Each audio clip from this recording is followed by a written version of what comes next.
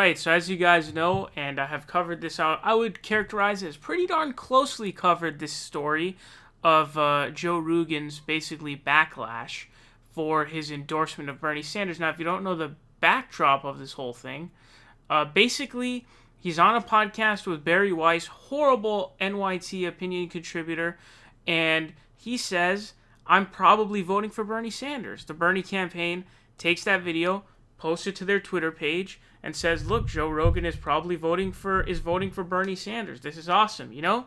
It's a great reach out, a great way to, you know, reach out to people, etc., obviously, all of that good stuff.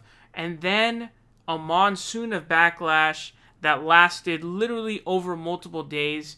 I cannot understate to you just how much backlash there was from fake woke liberals, jealous people who are jealous that their candidates weren't able to be brought on the Joe Rogan podcast. By the way, he himself, he admitted, he should have said it on air, that all the other candidates have asked to come on the podcast, but he said no.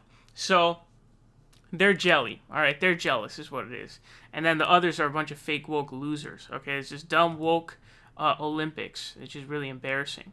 But here he's going to talk about this. He put out a whole 16-minute thing. I can't show you the whole thing. In fact, I'm just going to show you a small clip of it. But I will summarize some of the other things that he says.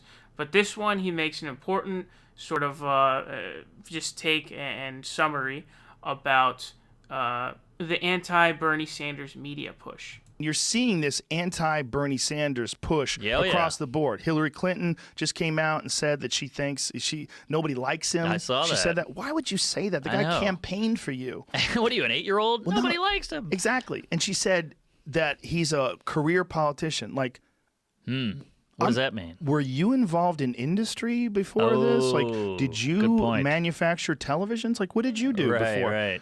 You were a lawyer for a little bit. Okay. Aren't you a career politician? And your husband's clearly a career politician. Like, this is a crazy thing to say.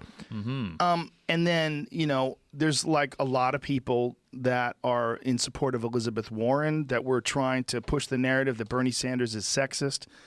This helps that narrative. Come on. Because Elizabeth Warren was saying that. She said that he had said to her that a woman could never be president. Did you ever see that exchange where the two of them were on CNN? I heard about it. I try not to watch anything. Good for you. But so this is what it's been for me, just to watch all this play out. But this is the first time I've seen you rattled, by the way. You're usually cool as a cucumber. You look a little verklempt. I just want to make sure that I say it the way I think it. All right, get it out. That's why if I look rattled. But the positive thing, thank you. The positive thing has been the outpouring of support by so many people. It's been overwhelming. Like, and then the support to negatives, the ratio is incredible. So it's awesome. Well, the good news is everyone who knows you likes you.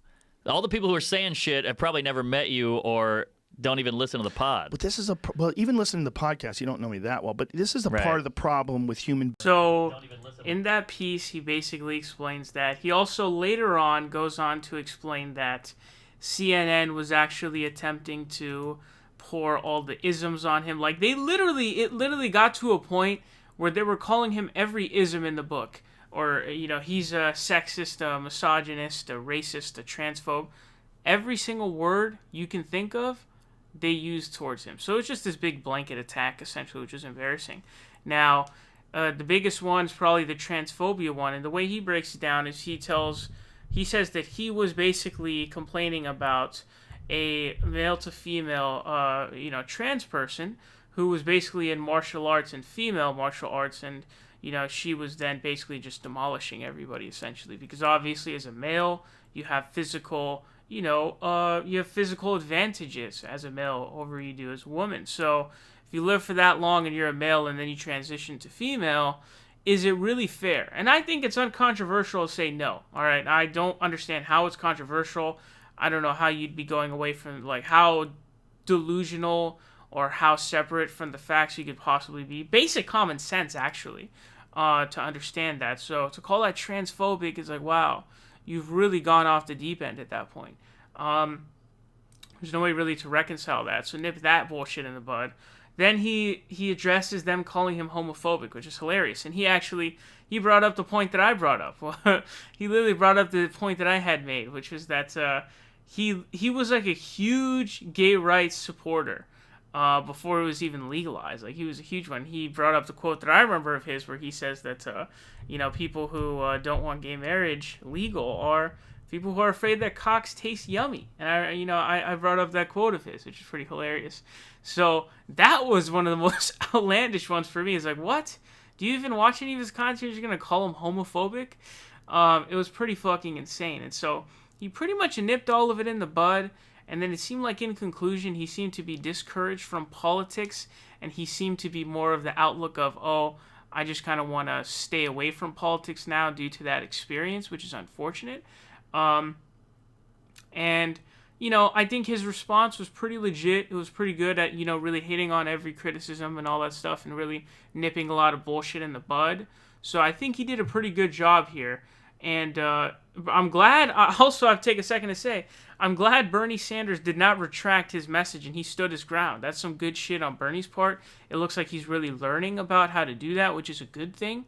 So good on Bernie for holding up. And then I'm surprised that Joe Rogan waited this long to respond, actually. But Joe Rogan has been a huge news item for quite a bit now, man. Oof.